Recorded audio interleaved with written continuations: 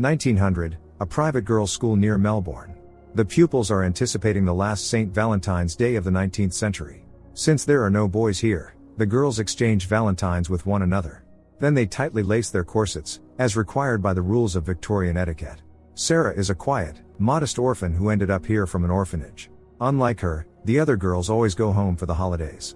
Miranda, Sarah's best friend, says bitterly that she will soon no longer be here, so Sarah must learn to love the other girls. Miss Lumley calls on the girls not to make so much noise, otherwise the headmistress, Mrs. Appleyard, will not allow them to go on a picnic to Hanging Rock for the holiday celebration. By order of the headmistress, Sarah will not go on the picnic with the others, but will remain here with Miss Lumley. Of course this upsets the girl, but she does not dare to argue. Breakfast time arrives. After that, the girls, dressed in white gowns, listen to the instructions of their strict headmistress, Mrs. Appleyard, who emphasizes that Hanging Rock is a very dangerous place, full of poisonous snakes and insects. The picnic will be not only entertaining, but also educational. By Monday the girls will have to write an essay about their observations. The young Frenchwoman Mademoiselle Poitier and Miss Greta McCraw, a prim mathematics teacher, accompany the pupils. Sarah would very much like to join them, but she is not allowed. The girls are delighted by this rare opportunity to get away and have some fun. Hanging Rock was formed by volcanic activity more than 1 million years ago, and many legends surround it. This is explained by Ben Hussey, the coachman. Miss McCraw is not impressed, because by the standards of the Earth, 1 million years is nothing. At the same time the Fitzhuberts are relaxing at Hanging Rock. While his parents are dozing in the open air, Michael Fitzhubert meets his friend, the Australian Albert Crundle. The young men often walk in these places. Hanging Rock has always drawn people's attention.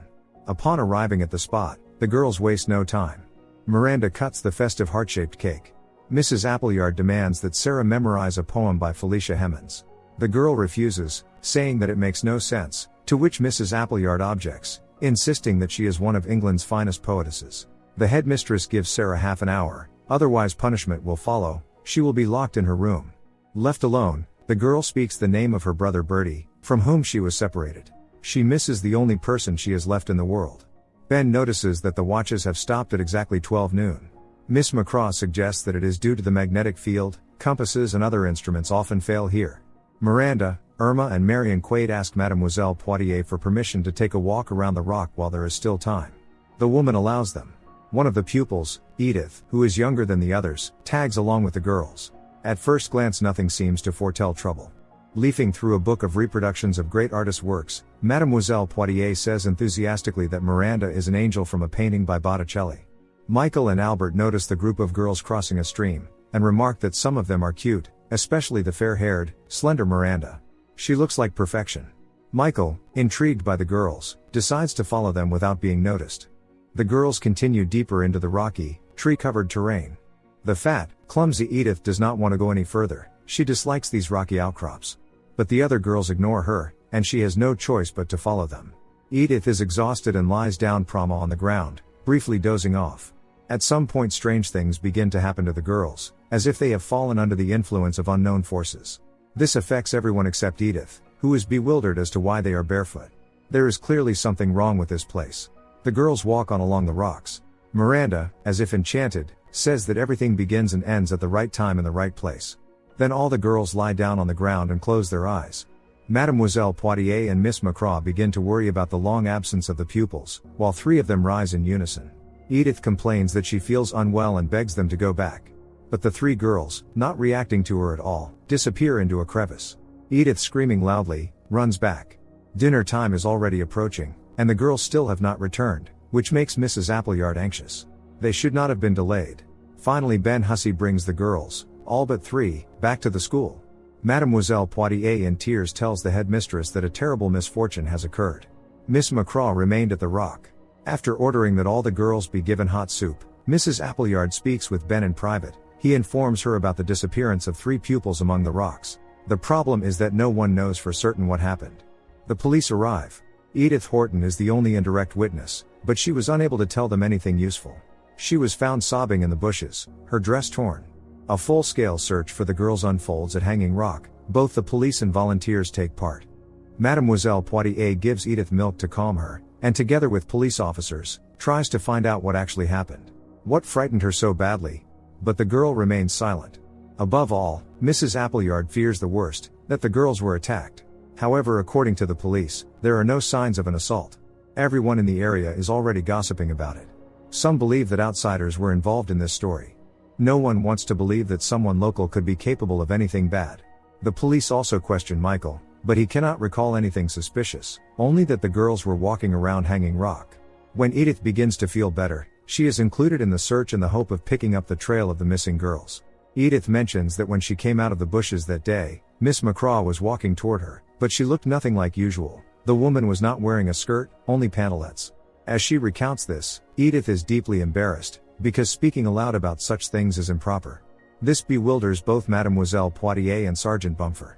The situation grows increasingly confusing. Sergeant Bumfer takes the missing girls' belongings for the tracking dogs. Sarah is utterly broken by Miranda's disappearance. The police and volunteers comb Hanging Rock, checking every cave, but to no avail. Sergeant Bumfer and Constable Jones question Michael again, demanding to know why he did not previously mention that he had followed the girls. The young man explains that he was simply curious. In England, girls so young are not allowed to walk alone in the woods. Michael crossed the stream after them and soon returned. Sergeant Bumfer believes that the young man is holding something back. Michael cannot stop thinking about Miranda, imagining her as a beautiful white swan. Today the Fitzhuberts are hosting guests at a large picnic. An orchestra is playing out in the open air. Michael hastens to escape all this bustle, preferring the company of Albert, whom Colonel Fitzhubert hired to look after the horses. They discuss the case of the missing girls. It is strange that even the dogs could not pick up a scent. Michael confesses that every night he wakes in a cold sweat, wondering whether they are alive. Perhaps even now they are suffering from thirst, lost somewhere no one will ever find them. Michael is determined to return to Hanging Rock and search for the girls. Until he learns the truth, his soul will find no peace. Michael hopes that his friend will go with him. Although Albert is certain that the girls cannot be saved, he agrees to accompany him. Leaping onto their horses, they race toward Hanging Rock. They miss not a single bush, not a single cave. However, an entire day of searching leads nowhere. Sunset is already approaching, so it is time to return. Against all common sense, Michael intends to stay the night here. Albert says that this is madness, but Michael does not care what Albert, or anyone else thinks. Covering for his friend, Albert lies to Colonel Fitzhubert, saying that his son drank too much and stayed at the pub. All night, Michael wanders through Hanging Rock. Dawn is breaking. The young man feels the strange energy of this place upon himself, as if something is affecting his mind, drawing him into a trance-like state. Suddenly coming to his senses, Michael begins calling Miranda's name, feeling that she is somewhere nearby. The young man crawls along the rock, slowly losing his sanity. Worried, Albert sets out to search for his friend and eventually finds him leaning against a rock, seized by fever. Albert urgently takes Michael back to his family. Before the carriage carries him away, Michael hands his friend a piece of lace fabric found at Hanging Rock. Realizing that it could be from the dress of one of the missing girls, Albert races there and finds Irma unconscious and utterly exhausted. The young man quickly brings help. For Mademoiselle Poitier, it is a great relief to hear that at least one of the girls is alive. But where are the other girls? The news that Irma has been found causes unrest in the local community, which demands that the police explain what is happening at Hanging Rock. After all, besides the pupils, a teacher, Miss McCraw, has also disappeared. Mrs. Appleyard calls upon all the girls of the school to pray that God grant Miranda and Marion the same mercy as Irma. The headmistress also announces that until her recovery, Irma will remain in Colonel Fitzhubert's house. Everyone has decided that this will be for the best. All the girls sincerely rejoice at Irma's return. But Mrs. Appleyard has little cause for joy, because this story has caused a great public outcry. Only a week has passed since that fateful day, and it is already in newspaper headlines across the country. Some parents are ready to withdraw their daughters from the school. At least 6 girls will not be studying here next year. Mrs. Appleyard frantically tries to think of a way to save the school. The situation is worsened by the fact that the parents or guardians of some girls are delaying tuition payments. Meanwhile, Michael has partially recovered, which cannot be said of Irma. Colonel Fitzhubert and Sergeant Bumfer find it strange that the girl suffered almost no harm after a week of wandering around Hanging Rock. Moreover, she had no shoes on. Irma has still not regained consciousness, so for now she cannot tell what happened.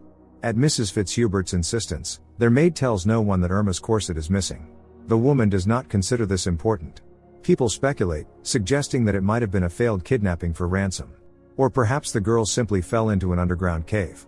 Mrs. Appleyard summons Sarah and announces that since her guardian is delaying payment of tuition, she will be relieved of the extra classes, dancing and drawing. If payment is not received by Easter, the girl will be expelled. Since Miranda disappeared, Sarah has withdrawn and speaks to no one. She refuses food, saying that she is already ill anyway. The girl constantly thinks about her brother, Bertie. Mademoiselle Poitiers loses sleep, turning over in her mind her own words about Miranda, an angel descended from Botticelli's paintings. And Michael too cannot sleep, imagining Miranda in the form of a swan. Journalists arrive at Hanging Rock to film a report. Unexpectedly, this place has become the subject of heated discussions and wild theories. Mademoiselle Poitiers visits Irma, who has recently regained consciousness. The girl remembers nothing about what happened that day at Hanging Rock. Michael feels responsible for finding Miranda. And he feels guilty that he has still not found her. The other two missing girls and Miss McCraw are considered likely dead. A memorial service is held in the church in their honor. Sarah misses Miranda, remembering that she loved daisies most of all. Mademoiselle Poitiers embraces the girl, saying that Miranda may never return. Sarah says that Miranda knew many things the others did not. She knew that she would not return. Irma comes to the school to say goodbye to the girls. She is going back to her parents in Europe. The girls crowd around her from all sides, shouting for her to tell them what really happened at Hanging Rock. Chaos erupts and continues until Irma breaks free. At the headmistress's prompting, Miss Lumley allows herself cruel treatment of Sarah. Under the stress of the press scandal, Mrs. Appleyard abuses alcohol right at her workplace. Drunk once again, Mrs. Appleyard enters Sarah's room and says that this is not a charitable institution. If the fee for her schooling does not arrive in the coming days, Sarah will be sent back to the orphanage. Returning to her office, Mrs. Appleyard weeps helplessly. Sarah is not in her bed.